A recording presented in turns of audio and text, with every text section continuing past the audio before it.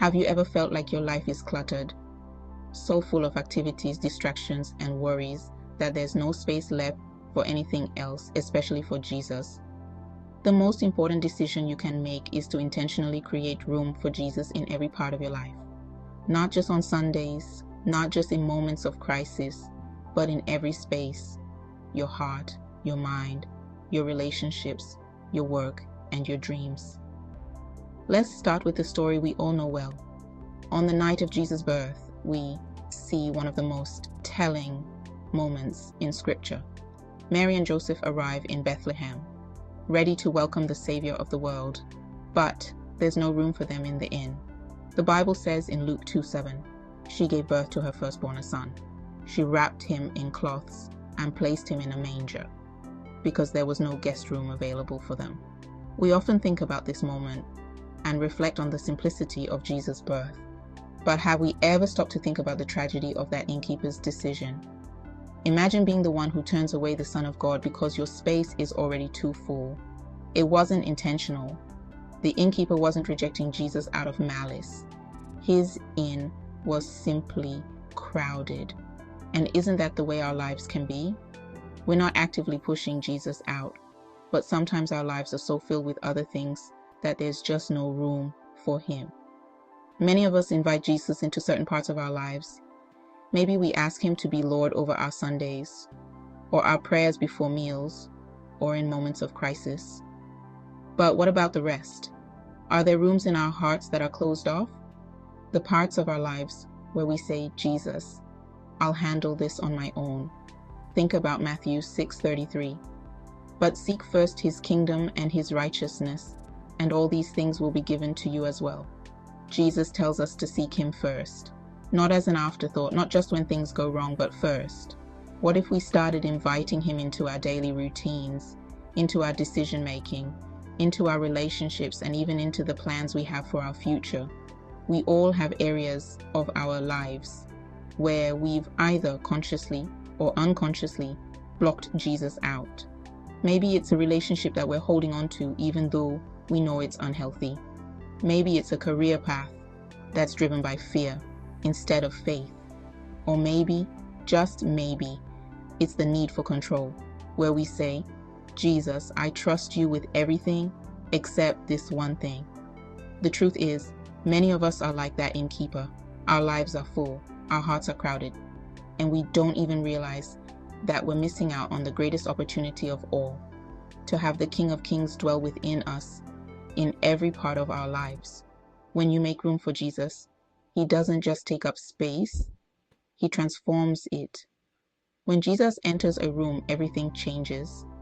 Think of the moment when Jesus was invited into the home of Zacchaeus, a tax collector despised by many. In Luke 19:8, Zacchaeus makes room for Jesus in his home, and it leads to a complete transformation. He says, "Look, Lord, here and now I give half of my possessions to the poor, and if I have cheated anybody out of anything, I will pay back 4 times the amount." Zacchaeus didn't just invite Jesus into his house, he invited him into his heart, his relationships, his finances, his entire life.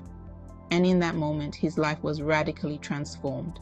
That's what happens when we make room for Jesus. He doesn't just fit into the space we give him. He expands it, he blesses it, he brings life and light into every corner. Hallelujah. How then do we make room for Jesus in our overcrowded lives? Start by surrendering control. In Proverbs 3:5-6, we're told to trust in the Lord with all your heart and lean not on your own understanding. In all your ways submit to him, and he will make your paths straight.